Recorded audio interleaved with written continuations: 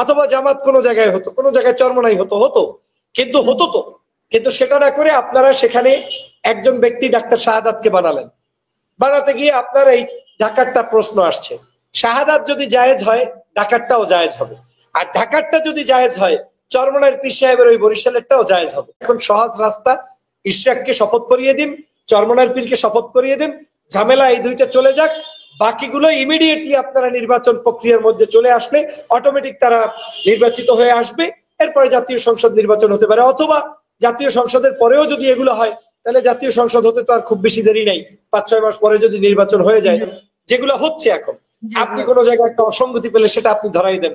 এভাবে করে করে আপনি নতুন কিছু জিনিস নিয়ে আসবেন। কিন্তু ওই যে মুজিববাদ, জিয়াবাদ, ওই রাজাকার, আল বদর, আল শামস, এইসব ট্যাগিং জাতি চায় না, শুনতেও চায় না। ডক্টর ইউনূসকে এরা একসময় বুইরা খাটাস বলতো, এটা সেটা বলতো, গালিগালাজ করতো, এগুলা বইলে কোনো লাভ নেই। এটা হচ্ছে বিশেষ সময়ে বিশেষ কথার পরিবর্তন। আজকে যেই জামাতের প্রশংসা করছে কালকে সেই জামাতের আপনার প্রশংসা নাও করতে পারে, বিএনপির যে খারাপ বলছে কালকে নাও করতে পারে। এটা দোষের কিছু না, আমি তাদের ফ্রিডম অফ স্পিচের পক্ষে, আমি এটাকে স্যালুট জানাই। কিন্তু যারা রাজনীতি করেন তাদের সাবধান হতে হবে। আপনি কি আপনার দলের আমিরের কথা শুনবেন? আপনি কি আপনার দলের চেয়ারম্যানের কথায় রাজনীতি করবেন? না আপনি ওই ইউটিউব শুনে শুনে আপনি রাষ্ট্র চালাবেন? এইটা হতে পারে না। যদি সেটা করেন তাহলে বুঝতে হবে আপনার ইমানে দুর্বলতা আছে। ইমান মানে বিশ্বাস, ওই বিশ্বাসটা কি? আপনার দলের প্রতি আপনার বিশ্বাস নাই, আপনার নেতার প্রতি আপনার বিশ্বাস নাই, আপনার আমিরের প্রতি আপনার বিশ্বাস নাই। আপনি শুধু রাতের বেলা শুনছেন, সকালবেলা ওইটা নিয়ে করলেন। এটা আমি বিশ্বাস করি না। তবে আমি মনে করি বাংলাদেশের মানুষ এগুলো থেকে এনজয় করে ঠিকই, কিন্তু আপনি আমি ডাকলে ওই দল ছাড়া 100 লোক রাস্তায় আসবে না।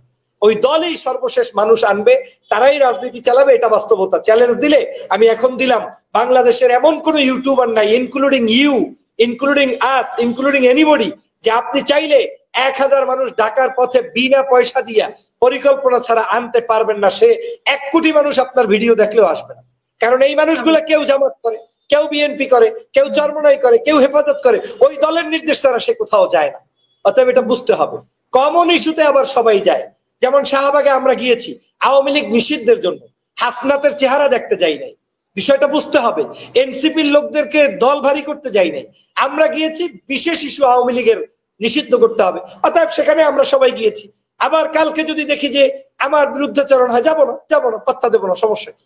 আমি মনে করি এটা আইনি প্রক্রিয়া অবশ্যই সমাধান হতে হবে এবং ইশরাককে শপথ পড়ানো উচিত। আপা, আমার লজিক ভেরি ক্লিয়ার, আমি ওই এক পেশে কথা বলতে পারি না। ইশরাক, যেহেতু আপনি দুইটা কাজ সরকারের ভুল হয়েছে। একটা হচ্ছে যখন সমগ্র সিটি কর্পোরেশন গুলো তারা নিষিদ্ধ করেছে, একটা গেজেটের মাধ্যমেই তো করেছেন, তাই তো? তো এক গেজেটে নিষিদ্ধ করে সাথে সাথে আরেকটা গেজেট আপনারা প্রকাশ করে দিতেন যে আগামী 3 মাসের মধ্যে, 2 মাসের মধ্যে, যেহেতু আওয়ামী লীগ সব অন্যায় করেছে, অন্যায় মুছে ফেললাম, ন্যায়গতভাবে একটা নির্বাচন করতে চাই, সেই নির্বাচনী প্রতিনিধি নিয়ে আসতেন, কারো কোনো প্রশ্ন ছিল না। এই বিএনপি হয়তো জয়যুক্ত হতো, অথবা জামাত কোনো জায়গায় হতো, কোনো জায়গায় চরমনাই হতো কিন্তু সেটা না করে আপনারা সেখানে একজন ব্যক্তি ডাক্তার শাহাদাতকে বানাতে গিয়ে আপনার এই ঢাকারটা প্রশ্ন আসছে। শাহাদাত যদি জায়েজ হয় ঢাকারটাও জায়েজ হবে, আর ঢাকারটা যদি জায়েজ হয় চরমনাইয়ের পীর সাহেবের ওই বরিশালেরটাও জায়েজ হবে। এখন চরমনাই আল্লাহ নামাজ পড়ে তাই দেবো না, ইশরাক বিএনপি করে তাই দেবো না, অথবা ইশরাক বিএনপি করে তাই দেবো, এই মানসিকতা পোষণ করে সরকার চালানো যায় না। আমি মনে করি সরকারের প্রথম ভুল যেহেতু করেছে, আনটিল ইলেকশন এই ভুলের মধ্যেই তার থাকতে হবে, কোনো অপশন নাই। আর না হয় শাহাদাত সাহেবকে ইমপিচমেন্ট করে ঘোষণা দিয়ে বন্ধ করে দিয়ে আবার লেভেল প্লেইং ফিল্ড করে 3 জায়গায় নতুন করে ইলেকশন হবে, সেই ইলেকশনে যা হবে সেটা হবে। আর না হয় এই বিতর্ক থেকেই যাবে, এবং শুধু বিতর্ক এখানেই যাবে না, চরমনাইয়ের পীরকেও সেখানে আপনার মেয়র ঘোষণা করতে হবে। কারণ এখানেও আপনার এই যে ইশরাক সেকেন্ড, চরমনাইয়ের পীরও বরিশালে সেকেন্ড, শুধু সেকেন্ডই না, 30,000 ভোট পেয়েছে সকাল 10টা পর্যন্ত, তার দাঁত ফেলে দেওয়া হয়েছে, রক্তাক্ত করা হয়েছে। আপনার লাইভে বহুবার নিয়ে কথা বলেছি। অর্থাৎ তারও তো অধিকার আছে, সেখানে তো তাকে অন্যায়ভাবে আপনি আটকাতে পারেন না। এবং তাকে নির্বাচন কমিশনার বলেছিল ইন্তেকাল কমিশন, মানে ইন্তেকাল কি করেছে, চরমনাইয়ের পীর কি ইন্তেকাল করেছে, মানে সে অপেক্ষায় যে দাঁত ভাঙার পরে উনি কি মারা গিয়েছে, একজন ক্যান্ডিডেট মরলে উনি খুশি। এই যে বৈচরিত্র, দুই চরিত্র, বহু তন্ত্র মন্ত্র, এগুলো দিয়ে আসলে সুষ্ঠু সুন্দর ধারায় চলে না। তবে আমি মনে করি সরকারের জন্য এখন সহজ রাস্তা, ইশরাককে শপথ করিয়ে দিন, চরমনাইয়ের পীরকে শপথ করিয়ে দিন, ঝামেলা এই দুইটা চলে যাক। বাকিগুলো ইমিডিয়েটলি আপনারা নির্বাচন প্রক্রিয়ার মধ্যে চলে আসলে অটোমেটিক তারা নির্বাচিত হয়ে আসবে। এরপরে জাতীয় সংসদ নির্বাচন হতে পারে, অথবা জাতীয় সংসদের পরেও যদি এগুলো হয় তাহলে জাতীয় সংসদ হতে তো আর খুব বেশি দেরি নাই, 5-6 মাস পরে যদি নির্বাচন হয়ে যায়, হয়ে গেলে সমাধান হয়ে যাবে। কিন্তু এভাবেই আমি মনে করি সমাধান করতে হবে। ডক্টর ফয়জুল হক, আপনার কাছে শেষ প্রশ্ন। আজকে মৌলিক সংস্কারের একটা তালিকা নিশ্চয়ই দেখেছেন, কোন দলে 3টা দলের কথা উল্লেখ করা হচ্ছে। এখানে বিএনপির কথা আছে, জামাতের কথা আছে, এনসিপির কথা আছে। আমরা একেবারে এনসিপির বিপরীত অবস্থানে দেখতে পাচ্ছি বিএনপিকে, কেন? না, বিপরীত না, এটা গণতন্ত্র, সৌন্দর্যতা। আপনার 16 বছর আপনি দেখেন নাই, তাই আপনার কাছে কোরমা পোলাও নতুন মনে হচ্ছে, কারণ খেয়েছেন পান্তা ভাত, খেয়েছেন মরিচ পোড়া। এখন নতুন করে পোলাও কোরমা দেখে আপনার ভালো লাগতেছে না। আপনার কাছে এত কিছু থাকবে কেন, এগুলো আসলো কেন? কিন্তু এগুলাই যে আপনার প্রতিদিনের খাদ্য, এটা হওয়া উচিত ছিল, সেটা আপনার কাছে অভ্যাস ছিল না, বিধায় আপনার কাছে নতুন মনে হচ্ছে। ঠিক একই উপায় এনসিপি একটা নতুন দল, গণতন্ত্রের জন্য তারা লড়াই করবে। তাদের ত্রুটি থাকলে, বিচ্যুতি থাকলে সংসদে কথা হবে, রাস্তায় কথা হবে, আন্দোলনে হবে। আমি আপনাকে এনসিপি ভুল করলে কোনোভাবে হেয় করার চেষ্টা করা হচ্ছে কিনা, যেটা অনেকে বিএনপি কে যদি টার্গেট ভিত্তিক করে, বিএনপি সেটার পাল্টা জবাব দিবে, এটা দোষের কিছু নাই। যেমন আমি বিএনপির বিরুদ্ধে একটি কথা আমি একেবারে এখনো বলবো, যেমন সম্ভবত এনসিপির কোন এক নেতা বলেছিলেন জিয়াবাদ। আমি জিয়াবাদ আর মুজিববাদের সাথে একমত না। মুজিববাদ আর আওয়ামী লীগ এটা এক জিনিস, জিয়াবাদ বিএনপি এটা আর এক জিনিস। 1000 বছরও যদি বিএনপির অপরাধ আপনার কাছে থাকে, তাও আওয়ামী লীগের সমতুল্য অপরাধ হবে না।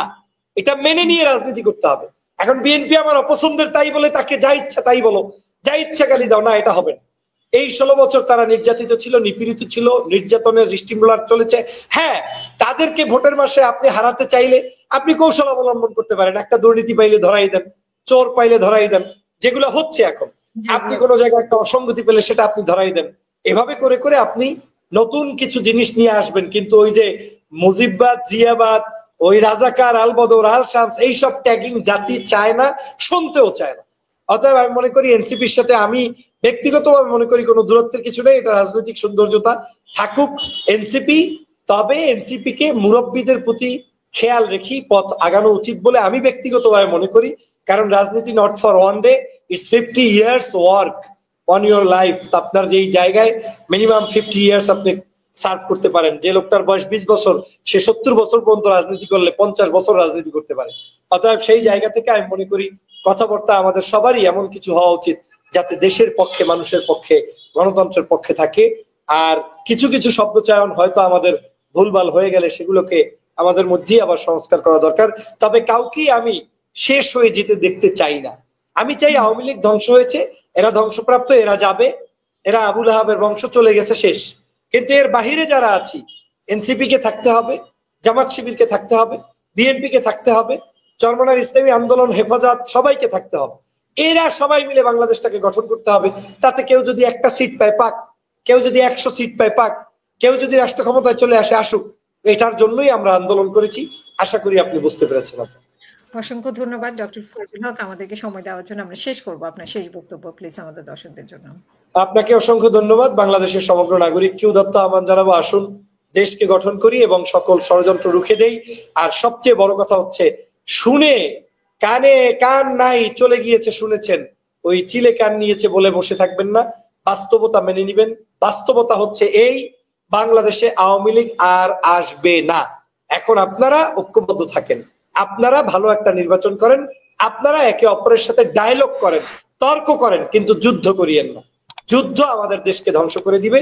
জামাত, বিএনপি, শিবির একে অপরের গালাগালি করেন, মিডিয়ায় কথা বলেন, সামনে আপনারা কি বলে ওই টক মানে লাইভে এসে কথা বলেন, কিন্তু আপনারা কখনোই একে অপরের এমন শত্রু হবেন না যাতে ভারত খুশি হয়, আওয়ামী লীগ খুশি হয়। সবাইকে ধন্যবাদ।